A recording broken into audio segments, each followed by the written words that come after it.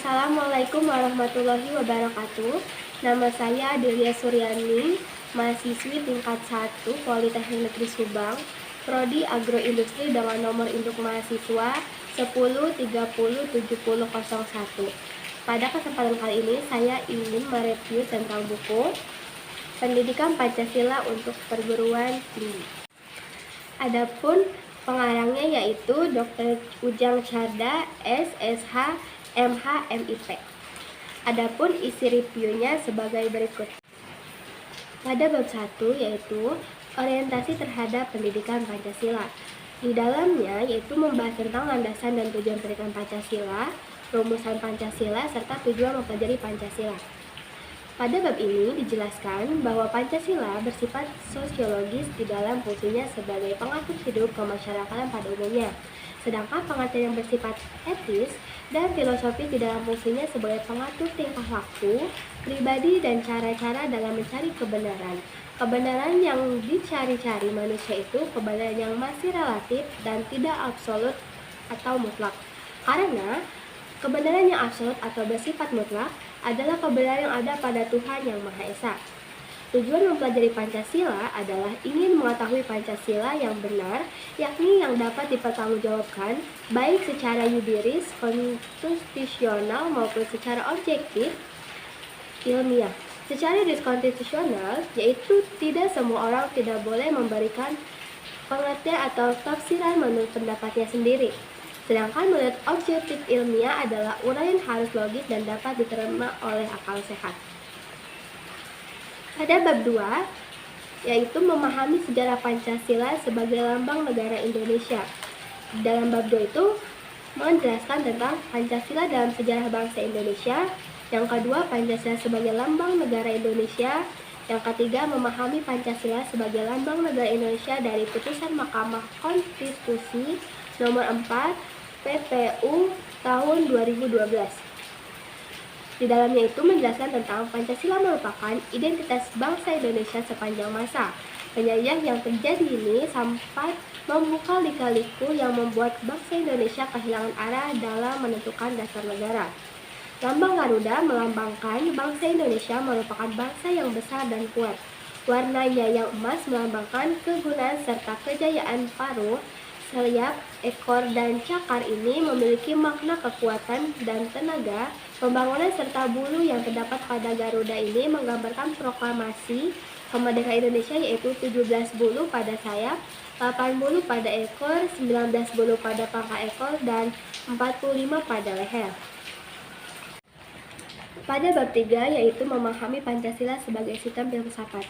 Di dalamnya menjelaskan tentang pengertian Pancasila, pengertian filsafat, konsep dasar filsafat Pancasila, serta landasan filsafat Pancasila. Ditinjau dari ciri-ciri filsafat Pancasila sudah memenuhi syarat sebagai pemikiran filsafat. Pancasila memuat ajaran yang mendasar, menyeluruh, dan sistematis tentang manusia dan segala aspek kehidupannya. Pancasila yang terdiri atas bagian-bagian sila dan setiap silanya pada hakikatnya merupakan suatu asas sendiri, fungsi sendiri-sendiri, namun secara keseluruhan merupakan suatu kesatuan yang sistematis. Bab 4 yaitu memahami Pancasila sebagai sistem nilai etika dan norma. Dalam bab 4 ini membahas tentang pengertian nilai, etika, dan norma, serta Pancasila sebagai nilai dasar fundamental bagi bangsa dan negara. Di dalam bab ini dijelaskan bahwa pada hakikatnya adalah sifat atau kualitas yang melekat pada suatu objek, bukan objek itu yang sendiri. Sesuatu itu mengandung nilai, artinya dari sifat atau kualitas benda itu, dan juga bahwa sila-sila Pancasila merupakan suatu sistem filsafat sehingga konsekuensinya kelima sila bukan terpisah-pisah dan memiliki makna sendiri-sendiri, melainkan memiliki esensi serta makna yang utuh. Pada bab 5 yaitu memahami muatan sila-sila dalam Pancasila. Di dalamnya itu dijelaskan tentang hakikat nilai-nilai yang terkandung dalam Pancasila, isi arti materi muatan dalam Pancasila, serta refleksi nilai-nilai keislaman dalam Pancasila. Yaitu di dalamnya dijelaskan bahwa hakikat adalah segala sesuatu yang mengandung kesatuan mutlak yang menyusun unsur-unsur yang menyusun atau membentuknya. Dan juga susunan sila-sila Pancasila adalah sistem hierarkis. Artinya kelima Pancasila itu menunjukkan suatu rangkaian-rangkaian dan urutan-urutan yang bertingkat atau hierarkis.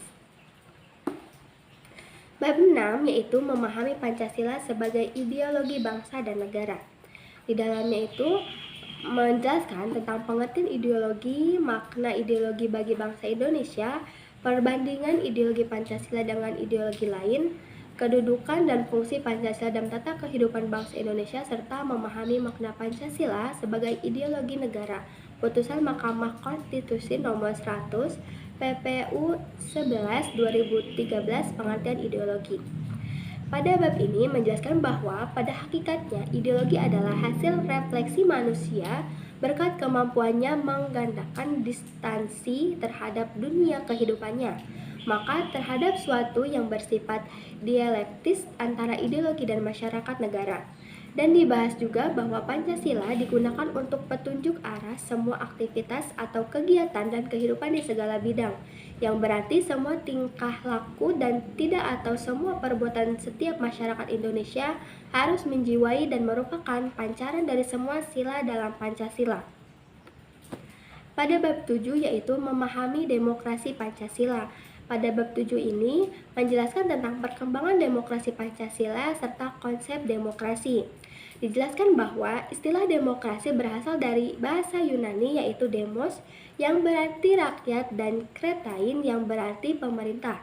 Dan juga demokrasi sebagai hidup bernegara diartikan bahwa pada tingkat terakhir rakyat memberikan ketentuan dalam masalah-masalah pokok mengenai kehidupannya termasuk dalam menentukan kehidupan rakyat. Pada bab 8, memahami hak dan kewajiban asasi manusia dalam Pancasila. Pada bab ini menjelaskan tentang sejarah perkembangan hak asasi manusia, istilah dan pengertian hak asasi manusia, macam-macam hak asasi manusia, serta pemahaman hak dan kewajiban hak asasi manusia dalam Pancasila. Di dalamnya dijelaskan bahwa hak asasi manusia dijamin oleh hukum karena pada setiap diri manusia terdapat hak dasar sebagai pemberian alam seperti hak hidup, hak kebebasan, dan hak milik, yang sekarang berkembang tidak hanya hak dasar tetapi juga turunan hak dasar dan hak-hak yang menyertai kehidupan manusia, yaitu hak sipil, politik, ekonomi, sosial, dan hak budaya. Pada bab 9 yaitu memahami Pancasila dalam sistem ketatanegaraan Indonesia. Pada bab ini menjelaskan tentang isi arti Pancasila dalam pembukaan Undang-Undang Dasar 1945, isi arti Pancasila dalam pasal-pasal Undang-Undang Dasar 1945, kehidupan pembukaan Undang-Undang Dasar 1945, hubungan pembukaan dengan pasal-pasal dalam Undang-Undang Dasar 1945, hubungan antara pembukaan Undang-Undang Dasar 1945 dengan Proklamasi 17 Agustus 1945, perubahan Undang-Undang Dasar 1945, serta struktur ketatanegaraan Indonesia setelah perubahan Undang-Undang Dasar 1945.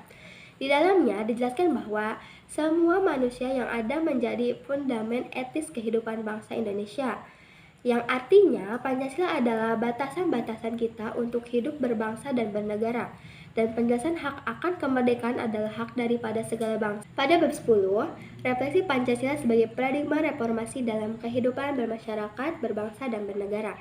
Di dalam bab 10 menjelaskan pengertian paradigma, pengertian Pancasila sebagai paradigma pembangunan, Pancasila sebagai paradigma reformasi, Pancasila sebagai paradigma kehidupan kampus, serta eksistensi Pancasila sebagai paradigma pembangunan di era globalisasi. Di dalamnya dijelaskan bahwa menurut Oxford English Dictionary adalah contoh atau pola. Akan tetapi di dalam komunitas ilmiah paradigma dipahami sebagai suatu yang lebih konseptual dan signifikan.